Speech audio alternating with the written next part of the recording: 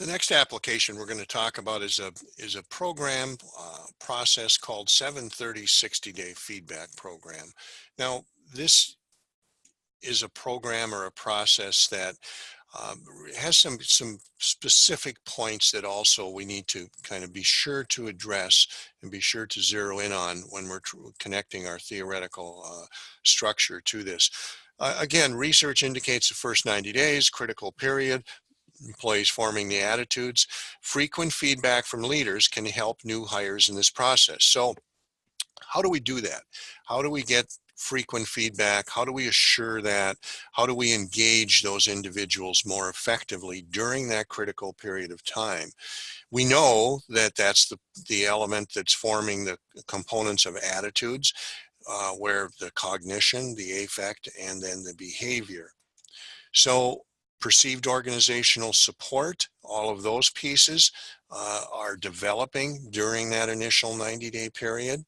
Employee engagement is the degree of involvement with, satisfaction with, and enthusiasm for the job. Now, this next component I'm going to show you here with this application, think about how involved this is with engagement. Think about how this connects within that definition. Engaged employees more committed to their work and their organization. Now, the theory to practice, obviously, of the attitude to behavior continuum tells us that early feedback provides the insight toward what they think, their cognitive, how they feel, and then how they behave. So one of the ways we can do this is to adopt a 730 60-day conference program in order to enhance this feedback. Now, here's a template here that is also posted in the unit, and it's a very simple approach. Again, most of these pieces, I understand that we need to keep them clear, simple, easy to use. So this is a template, and of course you could adopt questions that whatever you would choose for your organization. Now, the key point, and I'm going to touch on that a little more in the next discussion point of this unit, is that it's called the leader-member exchange and what's called the Pell's effect.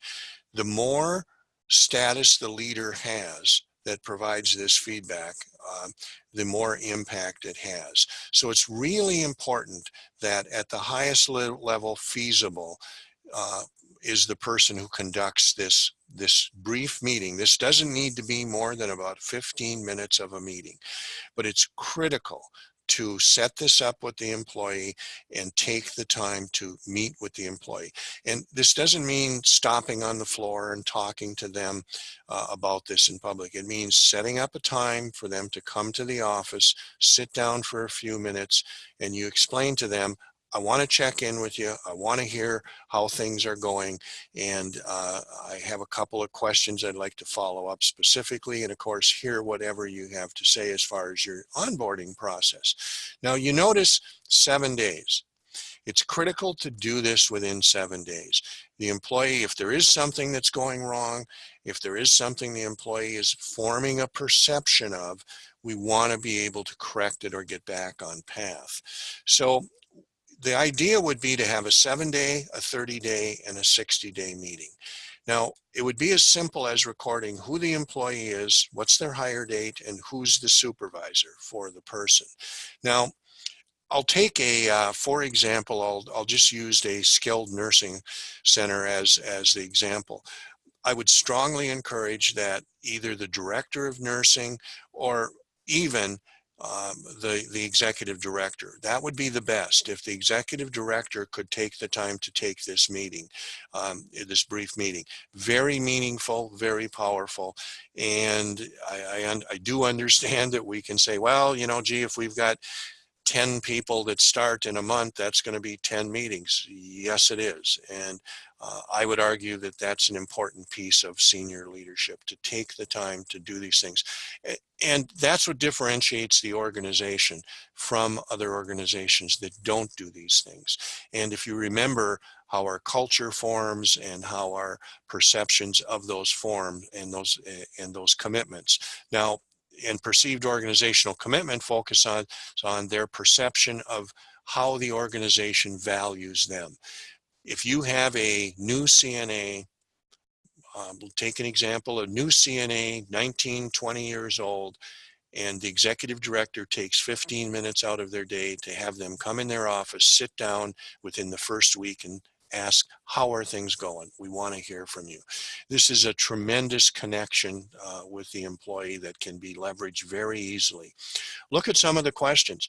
How is the job in your organization meeting your expectations compared to what we provided you with in your interviewing process?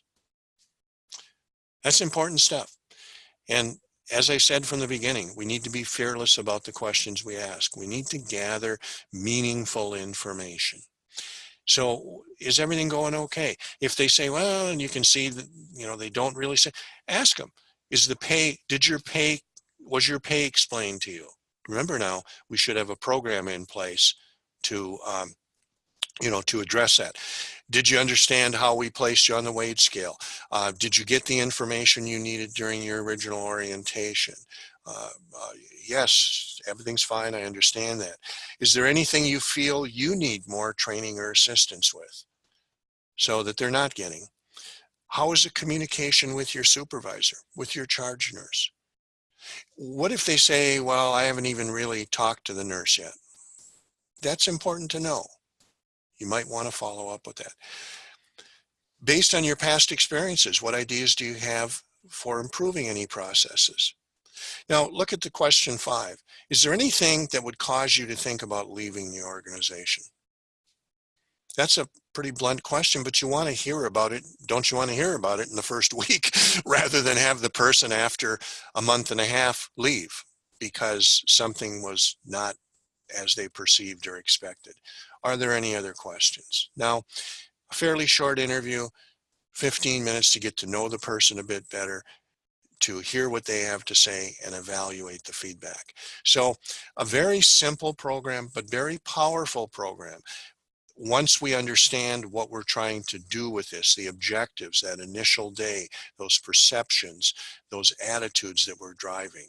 So along with the data that you get out of here, and we're going to talk a little bit more about turning data into information, but I think you can start to see how useful something like this can be.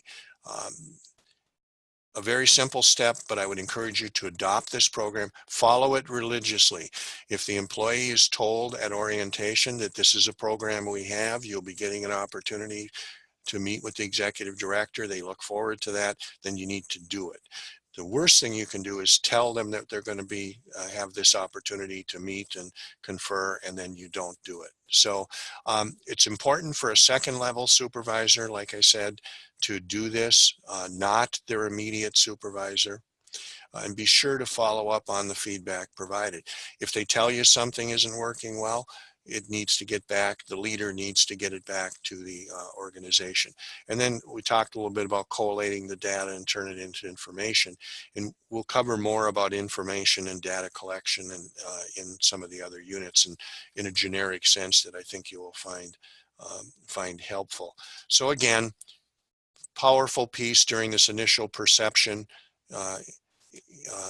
window, and we're following the ladder of inference, and we're trying to work in this area right here as they're forming these pieces rather than waiting until the person resigns or develops a poor attitude. We're working in this zone right here.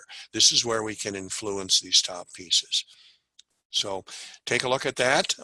And as I say, the template is out in the unit posted.